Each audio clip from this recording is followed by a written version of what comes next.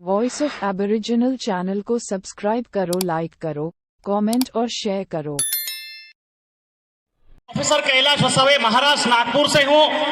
असल में 2007 से इस आदिवासी एकता परिषद के मंच से जुड़ा हूँ।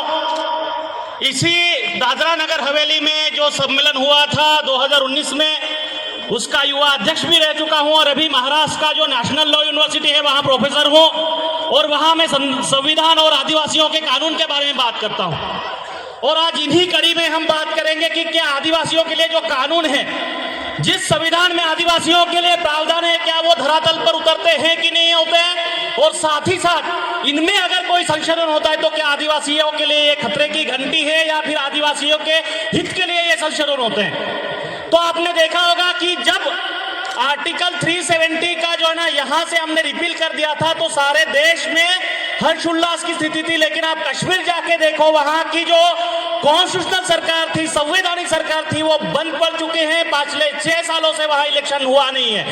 ये एक बात है। और इन्हीं की कड़ी में अगर आप देखोगे, जो 5th शेड्यूल में आपको आदिवासियों के लिए शेड्यूल एरिया और ट्राइबल एरियाज में जो अपने एडमिनिस्ट्रेशन चलाने की बात होती है, उसे नष्ट करने के लिए ये जो यूसीसी या फिर अन्य जो भी कानून है वो लाने की कोशिश हो रही है। तो ऐसे कानून के लिए मैं आज आप सबके सामने बात करने वाला हूं। सबसे पहले ये जो अभी 3 कानून बने हैं, जो 3 क्रिमिनल बिल्स जो आए थे, उसको हमने आज संशोधित किया था। और अभी जो है ना हमने आईपीसी, सीआरपीसी और एविडेंस एक्ट को जो रिपील किया था, उनके बाद ये जो 3 कानून बने थे, इनके बारे में बात करेंगे। लेकिन आप सब जानते हो, आदिवासियों के ये जो कॉलोनियल माइंड था, जो ब्रिटिशर का माइंड था, वो क्या बताता था कि ये जो है आदिवासी जन्म से पहले ही गुनहगार पैदा होता है। क्या ये सही में था?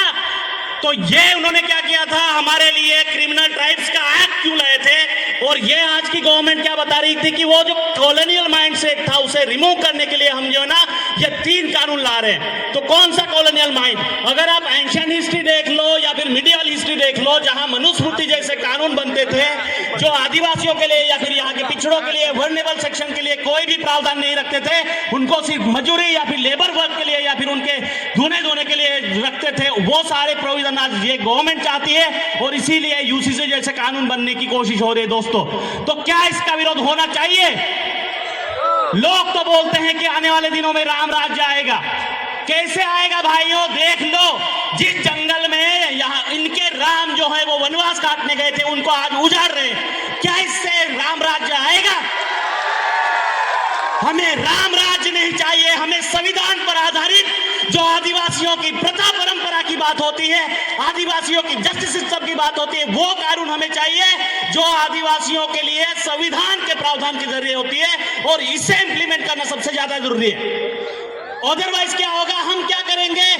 देखो, हमें आज देश का सबसे सर्वोच्च पद है प्रेसिडेंट का, वो आज आदिवासी हैं। लेकिन मणिपुर में क्या हुआ? वहां की गवर्नर भी आदिवासी हैं। तो इन पदों से हमें कुछ नहीं होता है। हमें इंप्लीमेंटेशन पे जोर देना चाहिए। और ये जो देखो, धार्मिकता पर बात नहीं हो, ये बात है। लेकिन हम क्या करेंगे भाई? आज का सबसे ज्यादा आक्रमण क्या हो रहा है? धार्मिकरण।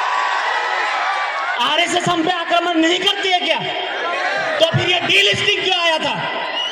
तो इसका हम खुद के विरोध तो करते हैं, ये मंच भी विरोध करना चाहिए। और साथ ही साथ ये जो आदिवासी युवा है वो विरोध करें कि हमें बंटवारा नहीं चाहिए, हमें कानून के जो प्रावधान है, संविधान के प्रावधान है, वो चाहिए।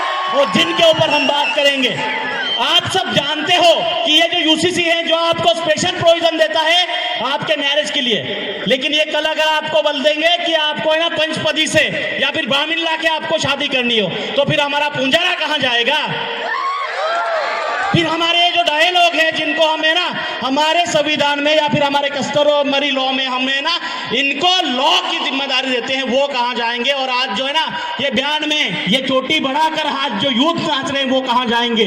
तो ये सारी की सारी जड़ें हैं ना, इसीलिए हमें आज धरातल पर काम करने की जरूरत है। मैं आदिवासियों के कानून पढ़ाता हूं, लेकिन जो असल में होते हैं वो कानून तो कोई पढ़ना भी नहीं चाहता और आदिवासियों की बात भी नहीं करना चाहता। तो इन्हीं सारे मुद्दों से जो आपने देखा होगा कि जो रिलीजियस माइनॉरिटी हैं, जिनको ना खत्म करने की कोशिश कर रही है सरकार, इन्हीं के मुद्दों के साथ हमें आदिवासियों में, हिंदू में, क्रिश्चियन में और इन सारे लोगों में बांटने की कोशिश हो रही है, जिनका हमें जो है ना तहे दिल से विरोध करना चाहिए। पूरे रोड पे या फिर जहां जहां हमारी आवाज जाएगी वहां जाके हमें विरोध करना चाहिए। और तभी हमारे ये जो आर्टिकल 13 की बात हो रही है, आर्टिकल 244 की बात हो रही है, 5th शेड्यूल की बात हो रही है, ट्राइबल मैनेजमेंट सिस्टम की, ट्राइबल जस्टिस सिस्टम की बात हो रही है, उनको अगर आप अच्छे से लागू करने के लिए ये सारी चीजें होगी और युवा जागरूक हो जाएगा तो ही ये पॉसिबल है। अदरवाइज आदिवासियों को आने वाले दिनों में जो आज स्टेटस यहाँ के माइनॉरिटी का है, वो आने वाले दिनों में जो Kailash versus state of Maharashtra बताता है, आज यहाँ है ना फॉरेस्ट या फिर जो रोड पे अतिक्रमण करते हैं उनको भी है ना यहाँ की सरकारें उनको प्रोटेक्शन देती है, लेकिन जिन्होंने सदियों से इस जंगल के, इस जल का और इस जमीन का रक्षण किया था, उनको यहाँ से है ना बेदखल कर दिया जाता है। या आप सुरजागढ़ में देख लो, वो हसदेव में देख लो, या फिर नर्मदा के स्टैच्यू ऑफ यूनिटी के लिए देख लो।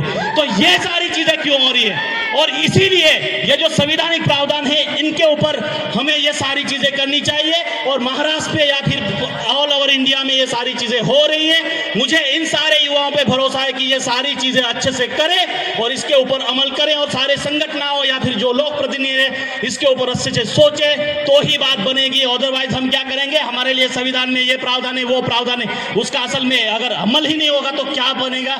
ये वाली चीजें हैं। और जिसके ऊपर है ना हमारी रूढ़िगत ग्राम सभा हमें जो है ना कॉन्स्टिट्यूट करनी चाहिए।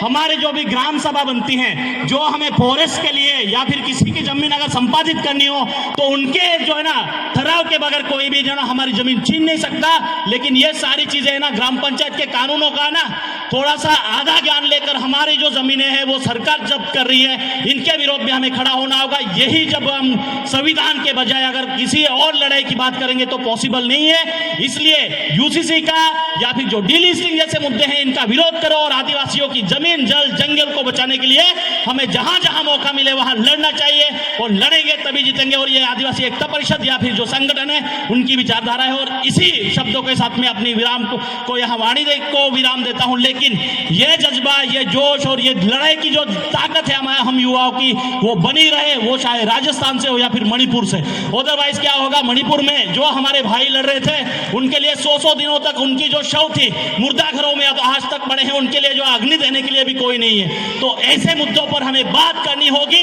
तभी हल निकल सकता है। अदरवाइज कुछ नहीं होगा, यूं ही बातें बनाने से कुछ नहीं होगा। यही मैं बोलता हूं और इस मंच से मैं आप सबसे विनती करता हूं कि आप लड़ो, तभी आदिवासियों के हक अधिकार की बात होगी, अदरवाइज नहीं। धन्यवाद। आपकी जय। जय आदिवासी। बोलो आदिवासी एकता परिषद की जोहार। जय आदिवासी।